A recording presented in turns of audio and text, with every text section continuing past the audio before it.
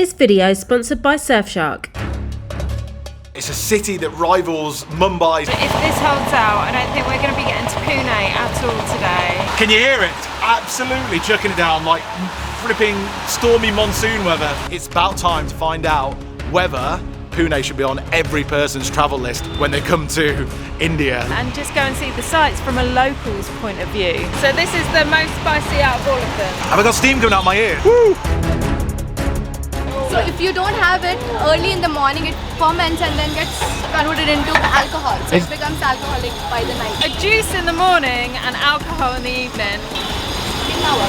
Oh wow. That's bloody incredible. I was not expecting that at all. Welcome back to the channel. We're Janine and Liam Day, a married couple who have been doing full-time van life in the UK for the last 3 years. But with the aim of starting a whole new adventure, we are here in India about to take on the challenge of driving a 20-year-old auto rickshaw from South India all the way to the north. Meet Pete, our rickshaw, named after Liam's granddad who left him some inheritance which he decided to spend on an old rickshaw to drive across India in. We bought him last year in Chennai, over in East India, and painted him bright colours, but unfortunately we had to leave him in the monsoons when our visa ran out and the pink colours had completely faded. So Liam found a trippy hippie artist in Goa to fill in the pink bits, but now he almost glows in the dark with the neon paint. Either way, we left Goa yesterday, setting off on the real test. We are heading to the incredible city of Pune in Maharashtra as our first destination. It's going to take 2 days. We hope to drive over 400 kilometres, and unfortunately the first day didn't go so well. We made the mistake of following Google Maps, which took us off India's most haunted highway, Route 66, where people have been known to see flesh-eating witches and ghosts, but thankfully nothing happened to us. And Google led us off the highway and into the Maharashtra mountains, which our rickshaw isn't great at handling the steep inclines and declines. But the steepness of the mountains were the last of our worries, as without a proper fuel gauge, we constantly ran out of fuel, and being in rural mountain areas, we struggled to top up. Then the sun set and the darkness came, as we just managed to make it to a city where we hoped to find accommodation. But we struggled and our lights weren't working on our rickshaw for some reason. Eventually finding one of the city's only lodges, we were relieved to find a bed for the evening. It's morning now in the state of Maharashtra, West India, and we are just about to head out on the second half of this mammoth journey to Pune. We just hope we have more luck than yesterday. You and I can weather any storm.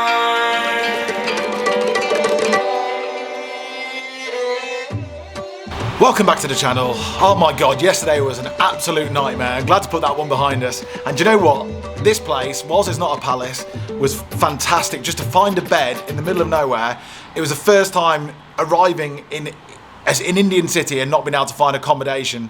And then finding this place was just a godsend. So grateful, especially with everything that was happening. Anyway, today we're off to Pune.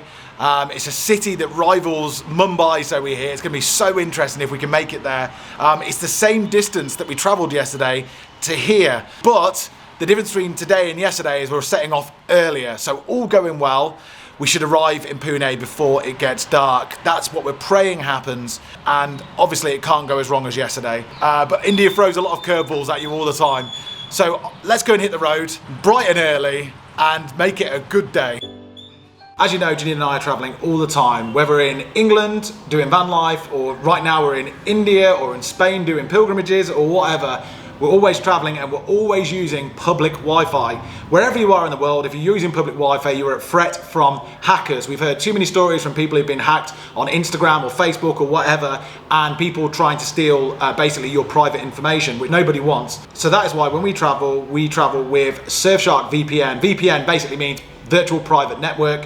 Simply put, establishes a secure connection between you and the internet, stopping hackers in their tracks.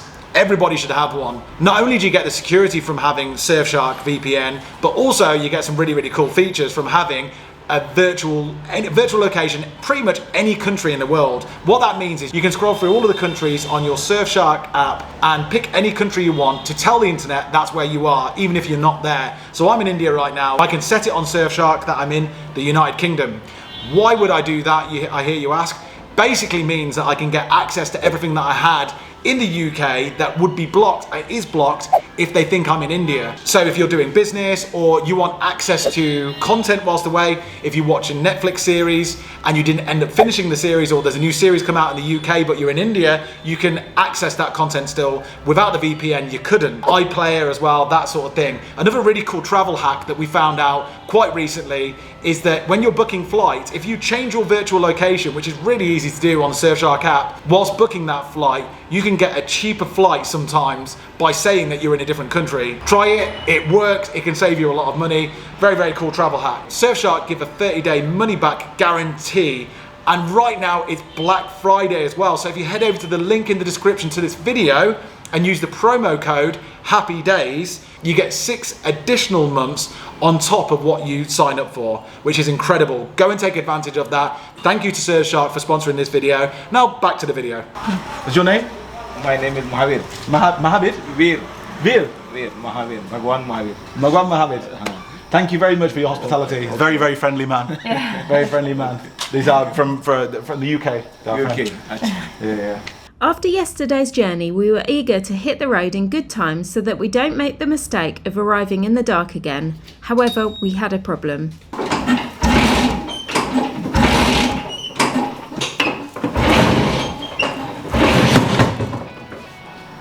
Oh god, our rickshaw is not working. After that hefty drive we did yesterday, we parked up and now it's just not working. It's just not turning over. So I don't know what we're going to do.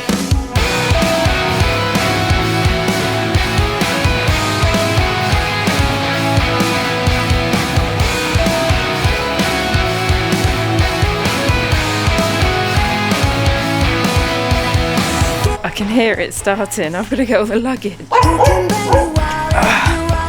It's heavy. Oh, thank you. Thank you so much. Okay, it started and I'm carrying the heaviest bags. I don't know where it's gone. Oh, it's gone all the way down the hill. This is not what I wanted to do this morning. I had such a rubbish night's sleep. Not anything to do with the guest house, I was just, I had a lot on my mind after yesterday, and I just kept jumping up out of my sleep, so, oh my god, this isn't helping. Wait, let me put the luggage in. Oh god.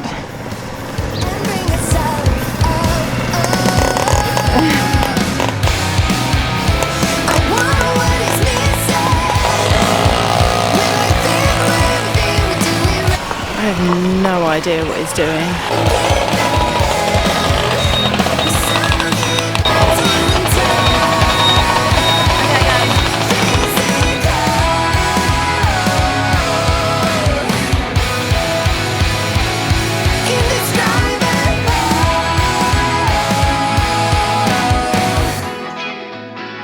As we departed the city of Malakapur, we watched as local people began their days drinking chai on the streets and making their journeys to work. We were heading north 200 kilometres towards the city of Pune with a vehicle that wouldn't start this morning, needed pushing to get going and not quite enough fuel due to a lack of two-stroke oil in the petrol stations. And lo and behold, it just started raining. Yesterday was a shocker for us, but today hadn't started as well as we'd hoped either. Okay, it's absolutely chucking it down, so I've put the flaps down, so I'm getting soaking back here. This is a first in the rickshaw, and yeah, poor Liam at the front is getting drenched. Like forming like a river. Really? Oh my god, if this holds out, I don't think we're going to be getting to Pune at all today. Another stop is too dangerous, too dangerous. There's got to be something around here that we can stop. Oh my god, we're going to have to stop. It's too dangerous for Liam to drive, so we're just looking for somewhere to pull into.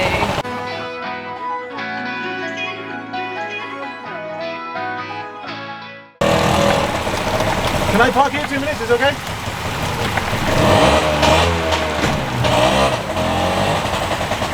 In there is okay? In there is okay?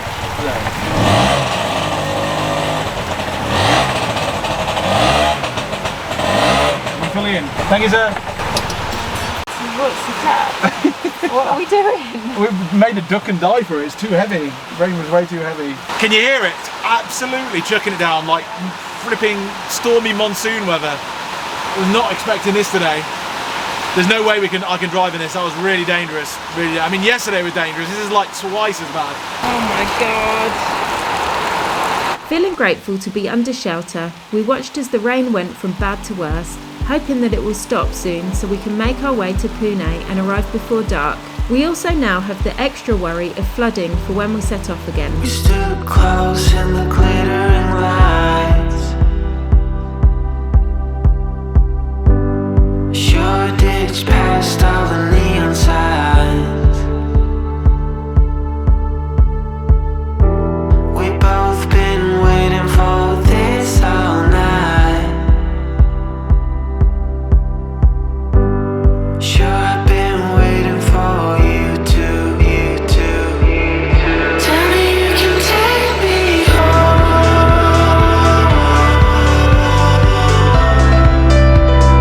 Tell me you can take me home.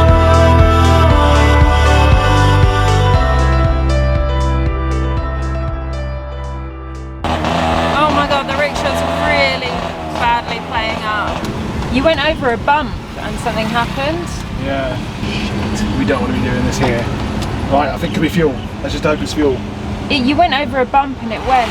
It's not fuel. Oh God, we just went over a bump and something in the engine has just stopped working. It just stopped working. I think it's a problem with the engine. Yeah? You think it's the fuel? Oh my God, Liam thinks it's the fuel. Yeah, I'm just grabbing it. Oh no, you grab it. Out of fuel, we thought it was much worse than that.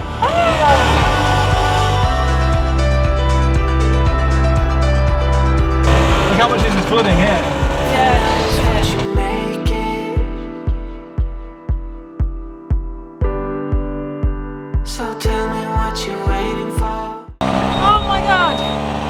We're really against the time as well because it's just taken us forever to get anywhere and everything keeps going wrong today, so, and it's just about to chuck it down again.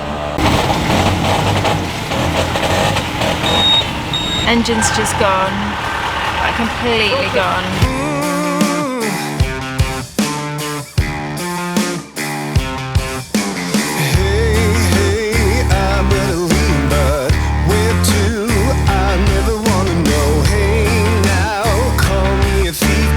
Spark plug, water getting into the spark plug.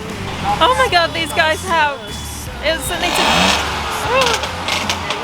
do with the spark plug. Sounds so much better now.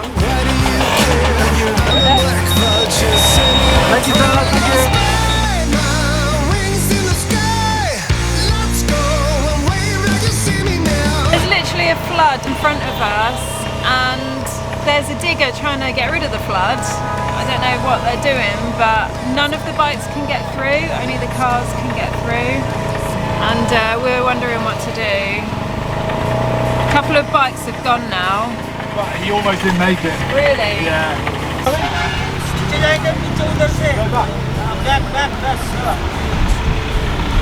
He's saying go back. See? Yeah. Off the ball and chain, call me insane, call me a fool. You're in the game, you play by my rules. Show me, why do you care? I'm a black vulture, send me a prayer and I'll spread my wings in the sky. Let's go, wave like you see me now. I'm gonna follow the ritual guy. Yeah.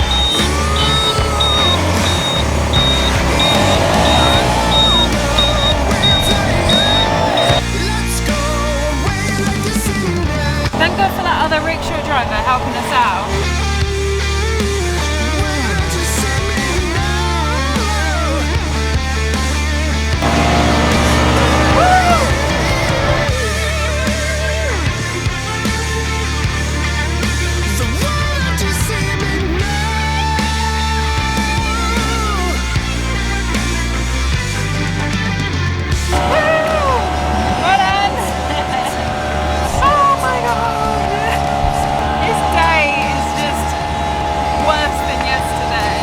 Feeling extremely relieved to have found a way through the floods, especially with an engine that had only broken down 5 minutes prior, we were in the clear once again. Due to the unexpected heavy rains, we have lost a lot of time and still have a lot of ground to cover. But as the rains eventually stopped, we dived into a roadside restaurant for a quick bite to eat. We both ate a delicious creamy dal with rotis, which was served and eaten in less than 15 minutes, and we were back on the road again. Thankfully, this part of the trip went much more smoothly, and within an hour and a half, we were in the city of Pune at our accommodation, which was a huge relief. See?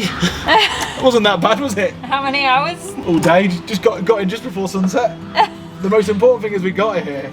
Feeling absolutely exhausted, we headed into our guest house, drank a lovely, well-needed complimentary mango juice before checking into our accommodation. This guest house is called Shaman Suites and has very good Google reviews for being friendly and clean, and we can totally confirm that. Our room offers a double bed, clean bathroom with a shower, aircon and a fan. We were so tired, we chilled out with a cup of tea and a biscuit before going to bed.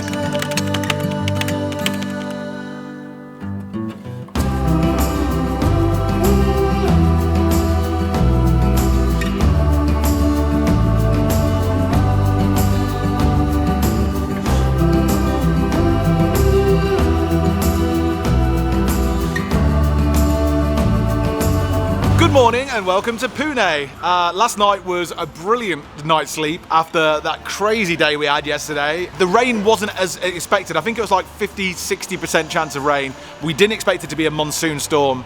It was mental. That was one of the toughest drives I've done in that vehicle so far. It was quite scary in some parts, and anyway, today that thing is staying. Pete is staying there and resting, and we're very, very happy about that. And we've got something so exciting today. The whole reason why we've come to Pune and not gone in any other direction is because we're keeping a promise that we made. Anyone who follows the channel, do you remember last year we had a New Year's Eve party in Chennai on the east coast of India? No, not Chennai, Pondicherry. And there we met some lovely local Indian people, not local Indian people. One of those people is called Poha. She's from Pune, and she said, if you come to Pune, make sure you give me a call and I'll take you around the site. And that's exactly what we're doing today. She is arriving anytime now in a rickshaw, and she's going to go and take us and show us the local side of Pune, some sights, some food. Should be really, really good. We love all that. We love the insights, the local insights into things, and we're very, very honoured and grateful that this is happening. It's about time to find out whether Pune should be on every person's travel list when they come to India. Let's find out. We're just waiting for Poha, and yeah, I'm just so excited to not be in Pete today and to be meeting up with this lovely girl. We had such a good time on New Year's Eve, and yeah, and just go and see the sights from a local's point of view. It's going to be brilliant. I told you we'd come to Pune eventually. Yes. Remember Poha? This is Poha, our resident local friend from Pune, who we promised that we'd come and see if we come through Pune. Have you lived here all your life? No, but it's been 10 years. 10 years? Yeah. So you're a good local. You know the sites, you know Pune. Yes. Before we go anywhere, how do you pronounce it? Pune. Pune, okay, cool. We've been Pune. pronouncing it all right. No, it's not. Yeah. Okay, Pune, right. We've been saying it right. And we pronounce everything wrong, by the way. Poha has kindly agreed to be our local tour guide for the day. She speaks the local Marathi language and Hindi and English, and she knows all the best haunts for what's going to be a great day out, Pune style. We headed to our first stop of the day for breakfast. So we're going for something called Poha, which is like a breakfast, I think, that they have. They could also cook it a lot at home, but we're going to try it out here. It's like a rice dish, but we'll see.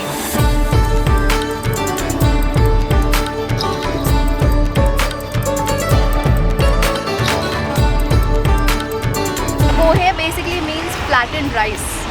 Okay, so this is a basic version of it. It's just spiced flattened rice with some coriander and save on it. Save is this gram flour, just like noodles, but crispy. And then this is Indori poha, so it has pomegranate on top of it and probably different spices. And then this is tarri poha, and tarri means gravy. So it has chickpea gravy in it. So that's the difference. Nice.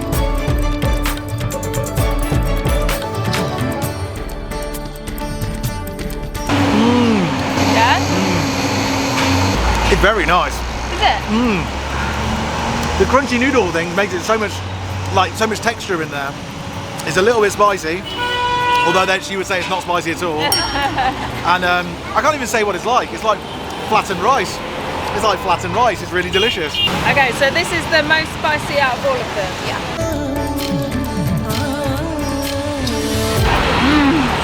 Oh god, that's so nice. Yeah, that is spicy. Oh, that is. It gets hotter and hotter. That's delicious. Spicy, really hot. That's high up on the chili scale, doing that, isn't it? Woo! Have I got steam coming out my ear? Woo! So good. Right, done. And then there's this pomegranate, is it? Sweet. Yeah. Oh, nice. It's more like a dessert, honestly. Yeah. It's so nice.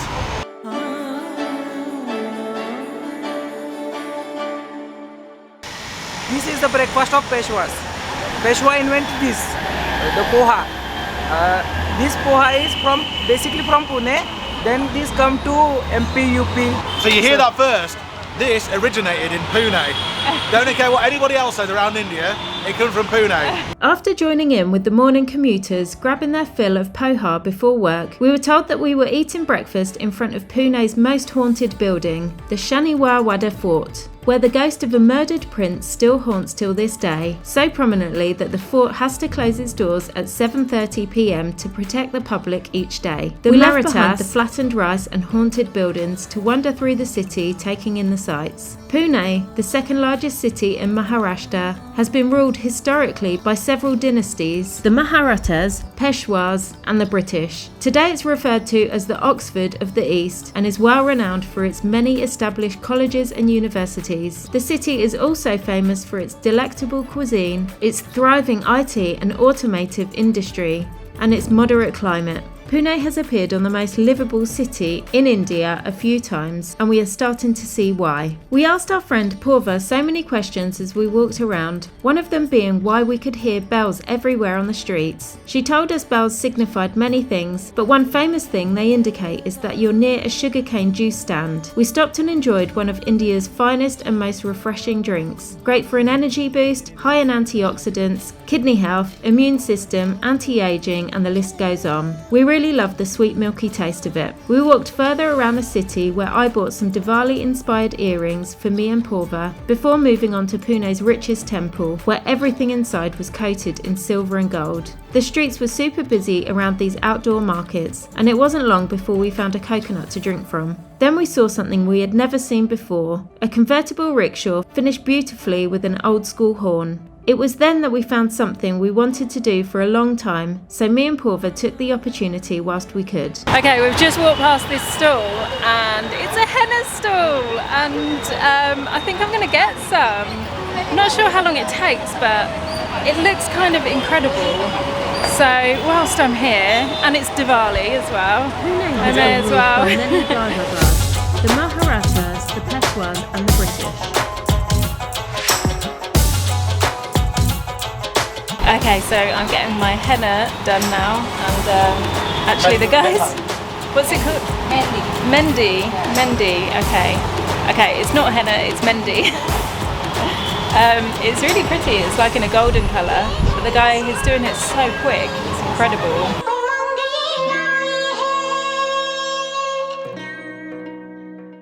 Amazing! So I got my, it's not henna, I've forgotten what the word is again, but it looks so beautiful. It only took him literally about 10 minutes to do all of that. I've got to keep it on for an hour and then just wipe it off and see what it looks like. So I think maybe we're going to go for something to eat. So I'm going to have to eat with, I don't know, I'm going to have to try and work out how I'm going to eat without destroying this. We headed off to go to a specific restaurant recommended by Poha herself, but en route we walked past a couple of interesting must-try local street foods. What's this one called? Neera. And what is it? भैया किससे निकलता है नीरा? कौन सा? Palm tree. Palm tree. It's From the palm tree. palm. And what do you say about it fermenting? So if you don't have it early in the morning, it ferments and then gets converted into alcohol. So it becomes alcoholic by the night. Wow. Thank you. So it's like a juice in the morning and alcohol in the evening.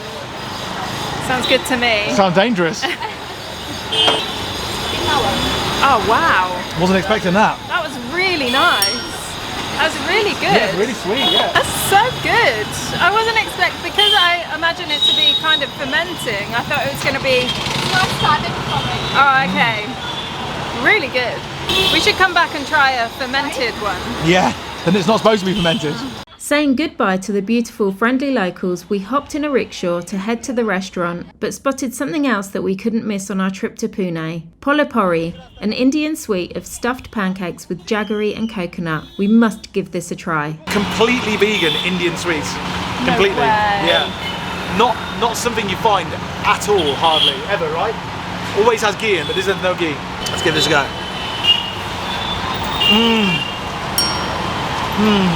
That's bloody incredible. Hot, sweet pancakes full with coconut. Unbelievable. It's so nice. I'm in heaven here. This is really good. So good. Okay, cool. So that's all the sweet stuff done. Now we're going to go for savoury and we're going to go for a bite to eat.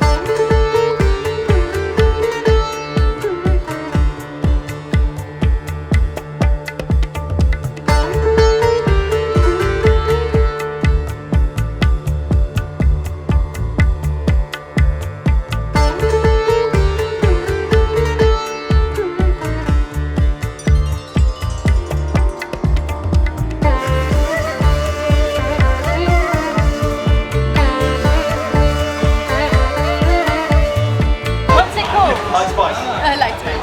It's called Misal Pav. Misal Pav Pav. means bread, and misal, so this is the gravy on top of it. So this has potato, mashed potato kind of thing. And then this is called farsan. So this is again rice flakes fried. Some coriander. This is the gravy.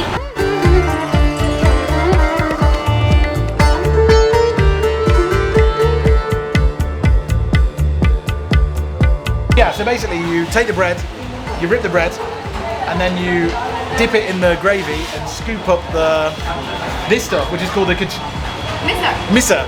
You scoop up the misa stuff, which is full of loads of random ingredients. And that's it. That's how you do it. Go for it then. No, you dip it in first. Oh yeah. Now, let's start with that one then. Dip it in, Dip it in.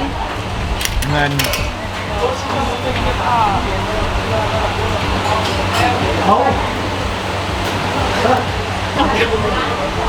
I'll do another one. Oh my god. Oh no. Dip.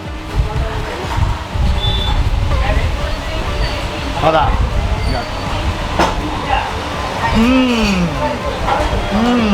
Yeah? Oh, that is epic. Is it?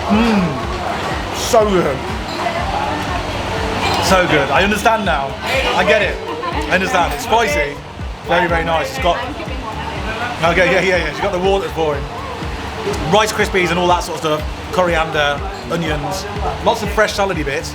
And potato in there as well. And then some crunchy noodle bits on top. Very, very good. And the gravy's amazing.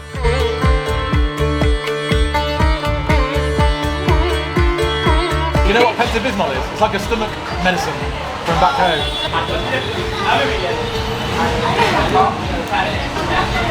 I was not expecting that at all. What on earth? It's like almost, what is it? Is that the fruit that's the taste? It's coconut milk mostly. Is it? But there's some sort of really sour fruit in there or something. Yeah, cocoa is sour. Coconut milk, the cocoa, fruit, and probably, let me test, ginger. That takes some real getting used to, do you think that does? Really? Really getting used to. I can't explain it. I actually can't explain that. I'm worried now. Wow. That's like, yeah. It's like at first it's like salty. Salty, Isn't it? really salty. But creamy as well. Really sour. Really sour. I don't know, I quite like it. I think I could get used to that. But it's not, it doesn't taste how it looks. Yeah. It looks like ice cream, you know. Like a strawberry milkshake or something. Yeah. Yeah, it's not sweet. Let's face it. The only reason you like that is because it matches your dress. And it tastes really good. Yeah. What's it called again? Soul curry. Soul curry. Soul curry. Yeah. Soul curry. Thank you. soul curry is definitely going to take some getting used to, but all the food we ate was honestly to die for. It was all good fuel for this incredible tour we were being given. Next stop, one of the most ancient places in Pune, the Pataleshwar Caves, are 8th century caves smack bang in the middle of the bustling city, carved out of one rock with a temple and pillars. It was cool and peaceful. We then passed a Starbucks and wanted to give Poha her first ever taste of an oat milk latte, which she said she enjoyed. Poha then took us for one of India's most extreme delicacies, fire pan. Chewing pan is very popular in India. The essential ingredients are the betel nut and leaves, which have a slight narcotic effect when chewed. This meetha fire pan is also stuffed with hundreds of natural ingredients, including dry fruits and herbs. It's then set alight and will be stuffed in Liam's mouth because Liam is a nutter. I tried the non-flammable version, tutti frutti, and it was delicious, a real mouth cleanser after a meal. Following the pan experience, we went to see some more important temples. We loved having Poha with us so she could answer some of our long-standing questions about why people did certain things in temples. She was so patient and explained everything to us really clearly. Liam attempted to put a red dot on my forehead but completely mucked it up, so Poha did it instead. Then we entered the stunning Mahalakshmi temple that was by far the prettiest we had seen in ages. It was made from white stone and literally everything was sparkling. Of course it was Diwali the next day, so everything was sparkling with extra light. We sat and admired it for ages before moving on. Not far from this temple was Poha's family temple, worshipping Sri Khan Doba. She explained that each family in India has their own family god and associated temple. We'd been out all day and time was knocking on, so we stopped off at one last must-see site. The Pune Friendship Garden is apparently the largest Japanese garden outside of Japan, and it was absolutely stunning. But as we were walking through, the clouds gathered, and one spot of rain turned into a torrential downpour, like the monsoon-style rain we had experienced the day before. When we had a gap, we got a cab and dipped into one last local eatery for some Pune must-haves. The Vada Pav is something everyone must try whilst in West India. A spicy potato sandwich which is so tasty. Other things we tried at Wadi Washwa were thalapeef rotis, sabudana vada, which are sago pearls from tapioca root fried, kotimba vadi, which is a coriander soft cake-like thing with an eggy texture, but no eggs as it's a vegetarian restaurant, and eggs aren't vegetarian in India. For the first time ever, we found non-dairy cheese on a local menu in a grilled sandwich with chutney. It was all incredibly delicious. It was hard to explain what an honour and profound privilege it is not only to be in India, but to be sat with a local friend having lots of laughs and good times. And it's not the first time, nor will it be the last. We said that we could live here in this wonderful country with all these wonderful kind people like Poha and one of the most outstanding cultures on the planet. Every day is an adventure here, and you never know what the day will bring in India, and this is what we love. Thank you for watching, liking the video and subscribing, and we'll see you next time for more adventures as we attempt to reach northern India in our rickshaw. Call us crazy, but things are finally right. With you and I, the future